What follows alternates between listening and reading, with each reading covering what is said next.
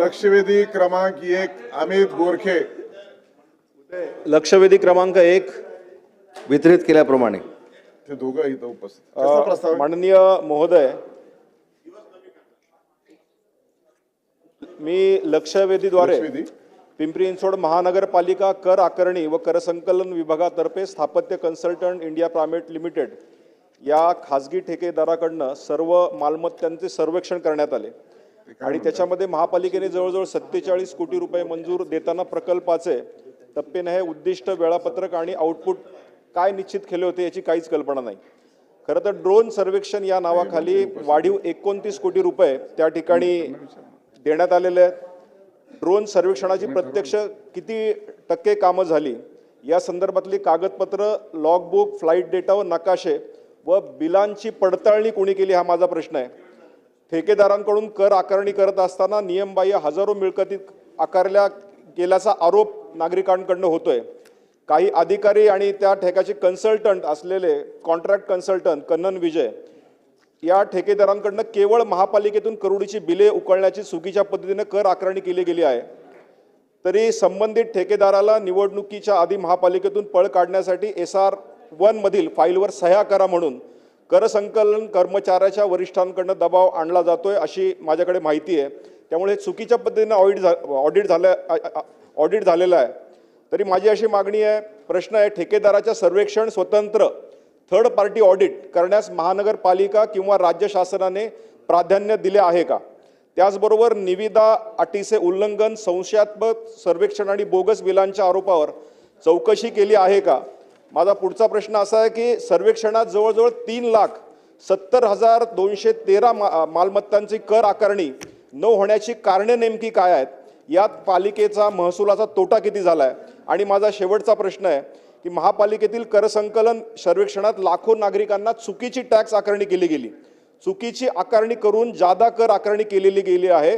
संबंधित कंपनीने बोगस सर्वेक्षण व करोडो रुपये लुटल्याची प्राथमिकता दिसून येते।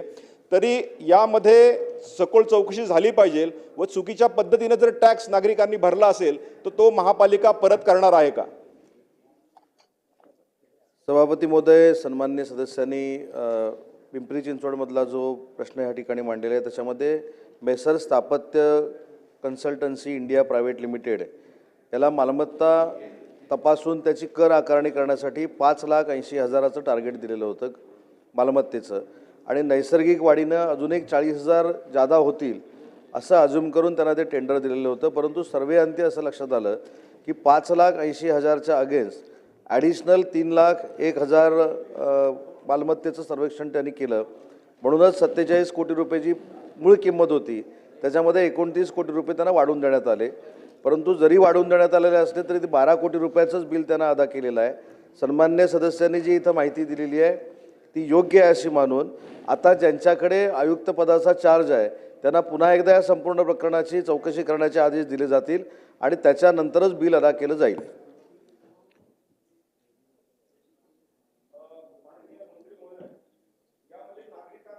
SR1 नोटीस न देता किंवा चुकीच्या पत्त्यावर नोटिसा देऊन कर आकारणी करणे हा कायद्यामध्ये ग्राह्य प्रकार आहे का?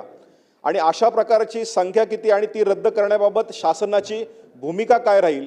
कारण यात गोरगरीब अनेक लोकांना टॅक्स या ठिकाणी चुकीच्या पद्धतीने भरावा लागतो, याच्यावर आपलं धोरण काय?